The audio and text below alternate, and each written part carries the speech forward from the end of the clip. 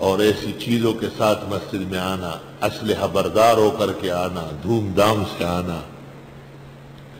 افغانستان کا ایک بڑا لیڈر ایک دن مجھے کھلوایا کہ میں مسجد میں آ رہا ہوں، میرے لیے پہلی صف خالی کرے۔ میں نے کہا یہ جائز نہیں ہے، آپ ٹائم پر آئے تو پہلی صف میں بیٹھیں گے، میں آپ کو جگہ نہیں بنا کے دوں گا۔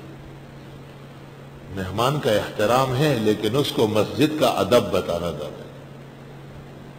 جب وہ آئے تو میں نے مصلی پہ کھڑا کیا، میں نے کہا آپ تو نماز پڑھا ہے، آپ صف کی کیا فکر کر رہے ہیں؟ لیکن یہ بتانا تھا ان کو کہ یہ دادگیری نہیں ہے۔ ہاں طلباء احسان کرتے ہیں، مہمان آتے ہیں استاذ کے، بزرگان دین، طلباء فوراً پیچھے ہو جاتے ہیں۔ اور اس میں دو روایتیں ہیں۔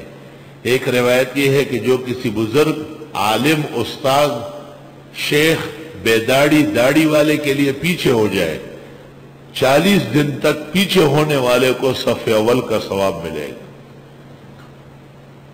اور دوسری روایت جو حضرت شاہ صاحب نے فیض الباری میں مسند ابی اعلیٰ کے حوالے سے نقل کی ہے، وہ یہ ہے کہ دوہرا ثواب ملے گا، دوہرا، ایک صف کے بجائے 2 صفوں کا ثواب ہو۔